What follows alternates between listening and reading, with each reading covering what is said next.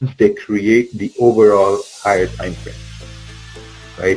And the same case is when you have candles moving bullish, you have larger candles moving up, and then they're reaching some sort of a resistance. So we're going to use the same support as resistance there. We're reaching resistance and you're trying to sell.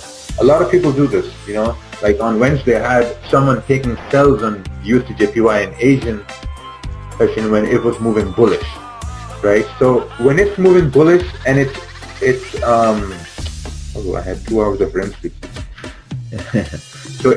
so when it's moving bullish and you have resistance, your idea is correct to take a sell, but you have to wait because you never know, man. This candle can just continue moving up. This can or when the candles are bearish, these bearish candles can continue moving down. Like a lot of people here have faced that. Like when you're trying to take a buy, when the price is trending bearish, you're trying to take buys, you get fucked because candles just keep moving down and you're saying, oh man, what's happening? I moved my stop loss, this thing is still moving down, like when do I close, when did it stop? And when it's moving down, you start to panic because then you start to look left and you start to see imaginary supports, right? You start seeing imaginary support and you're like, okay, well, it's moving down, this is probably the support, and by the time price reaches this area, what happens? You have a massive push down and then the next candle starts to move up.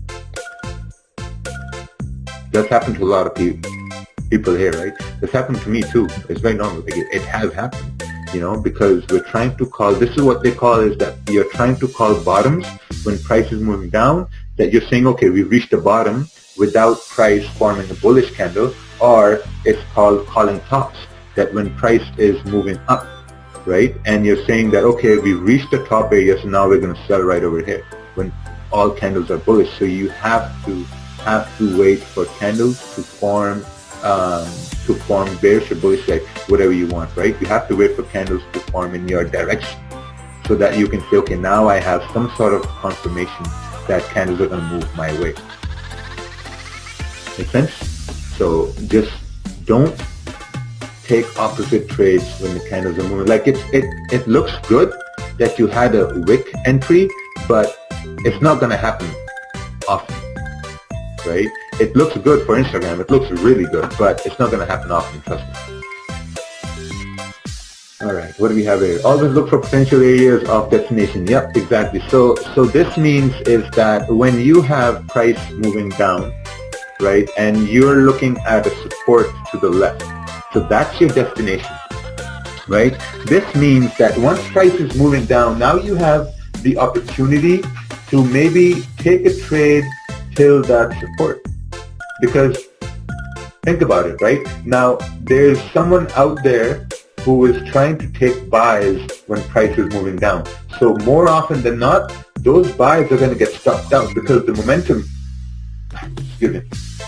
because the momentum is bearish and we're moving down, right? So when you're looking to see that, okay, wait a minute, so if we're moving down and there's a support over here and there's strong bearish momentum, we are in New York and London overlap, there's a high chance that price is going to continue down to this support. Right? So what do? You jump to the smaller time frames and you start to see that, okay, now when price is moving down, it's probably going to do something like this and then start to move down. So you're looking for many resistances to be formed, maybe on the 30-minute or 15-minute to see that, okay, now if, like, you know, you can say that, okay, maybe if a resistance is being formed somewhere over here, and then you can say that, okay, now we can probably have a stop above this area because the trend is bearish and we're selling resistance in a bearish market. So there's a high chance that price is going to come down to this support. Makes sense? So that's what you say, okay, now we're trying to trade the trend. Because in the opposite spectrum, if you're trying to take buys, man, you're just counter trending right here when there's no confirmation.